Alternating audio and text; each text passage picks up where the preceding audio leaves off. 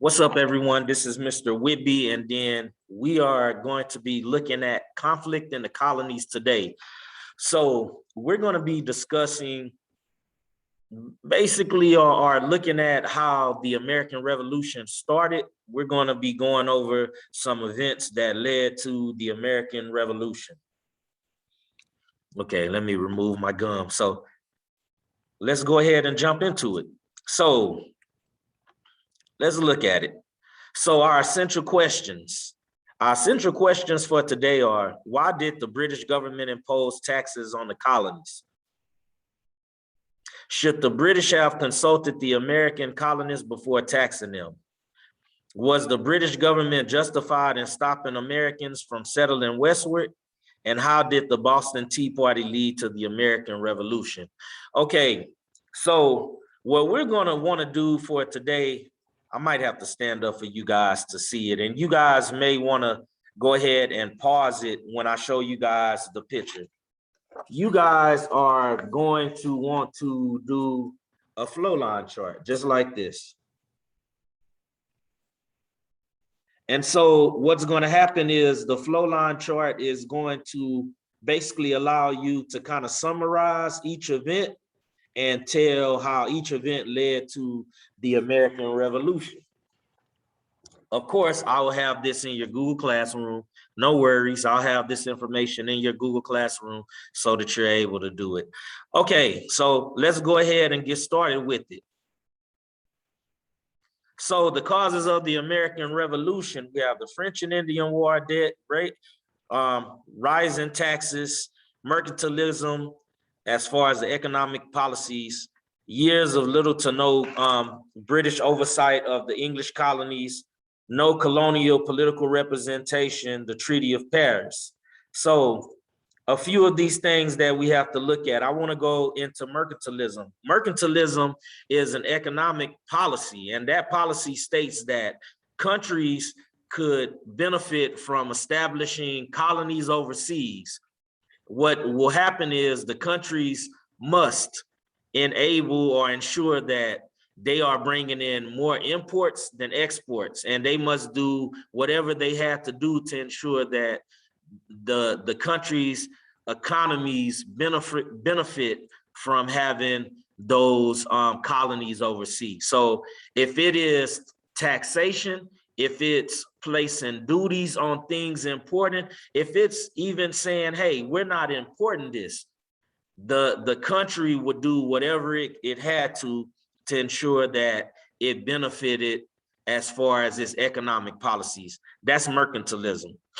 Very shortly summarized. Okay, so let's go into the French and Indian War. You guys have already did activities on the French and Indian War. So the American colonists and the British went to war against the French and Native Americans because they wanted territories that was west of their colonies.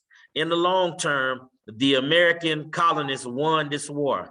When they won this war, they inherited, or they basically made Great Britain have a huge debt because of the war.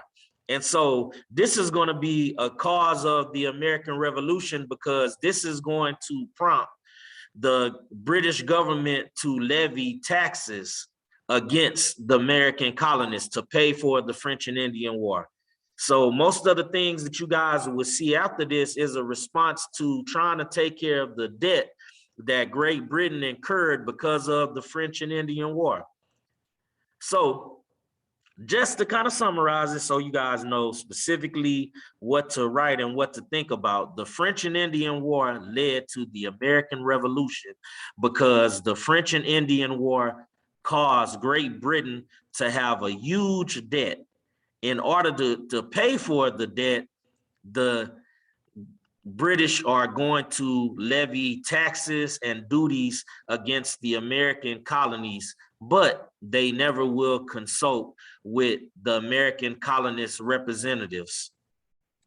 So another thing that we have the Treaty of Paris. So the Treaty of Paris was passed, and the Treaty of Paris ended the French and Indian War.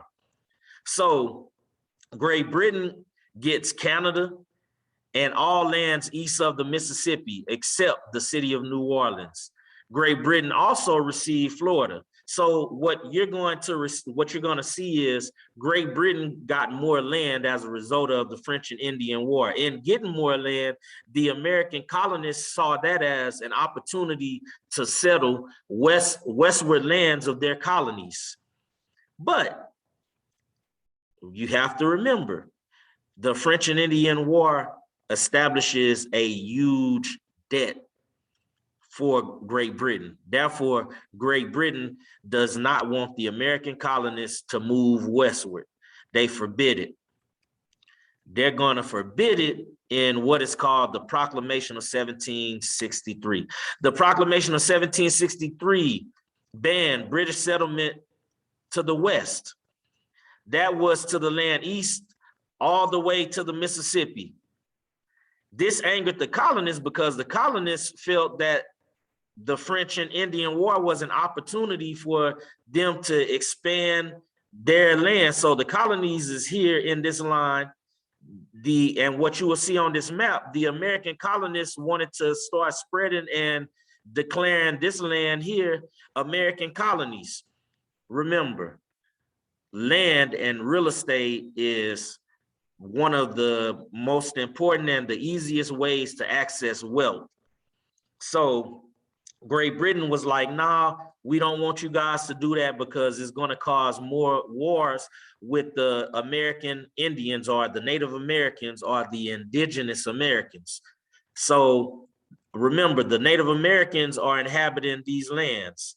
They're getting moved further west. And so Great Britain is not wanting to go to war with the Native Americans. So if you look at this third bullet, Great Britain wanted to prevent wars with Native Americans and other European nations because wars were expensive. The more wars, the more debt, the more debt, the more taxes.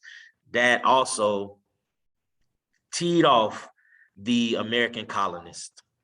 So Great Britain, in order to pay for the French and Indian War, began raising taxes. So they passed the Sugar Act in 1764. So in 1764, Great Britain passed the Sugar Act, and this act reduced the tax on imported sugars in half, but it also took steps to enforce taxation more strictly. Samuel Adams, remember that name because he's going to be an important figure in American Revolution, who was a journalist and politician in Boston, organized a protest against the Sugar Act. Eventually, that protest made the British government repeal or end the Sugar Act in 1766, just 2 years later. The next thing we have in order to pay for the French and Indian War, we have the Stamp Act. And you have the Stamp Act of 1765, which required colonists to pay for an official stamp or seal whenever they bought anything that was made of paper. This also angered the Americans, the colonists. Their reaction to the Stamp Act. The Stamp Act created a firestorm of protest in the colonies. The colonists objected that the British government had imposed this new tax without their consent. The colonists held meetings and organized a boycott or a refusal to buy British goods, and even attacked British officials in form of protest. So what the main thing that you will see in this is that the American colonists hated taxes, but they didn't just hate taxes. They were more disturbed that no one spoke to them or considered them or their representatives before passing these taxes. It's going to anger them. So that concept ended up being one of the cries in the American Revolution. Let me move it. You have taxation without representation. This is going to be the battling cry of the Americans. No taxation without representation. Once again, that means that in order to pass taxes, you need to consult our representation. We need to have representatives in the government that can speak up for us and say, this is a good idea or this isn't a good idea. Great Britain didn't have that. They just made the laws because they feel like they were the protectorate of the colonists. So you had an event called the Boston Massacre.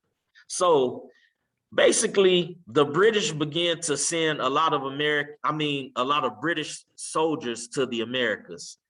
And the presence of those soldiers added more of the bitterness in the American colonists' hearts. So the American colonists got tired of the British soldiers because the British soldiers were sent there to police them. So they reacted by antagonizing.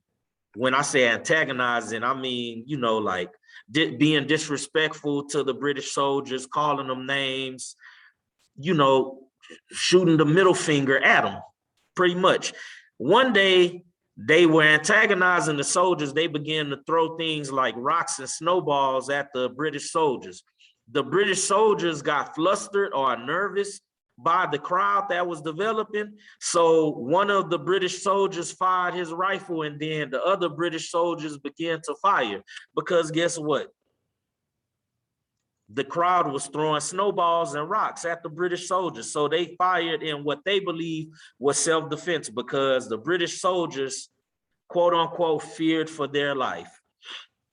When that happened, several people, included a guy named Crispus Attucks, who happened to be a mulatto. And a mulatto person is a person mixed with Native American as well as African heritage. So he was mixed. He was mixed with African and some sort of Native American lineage.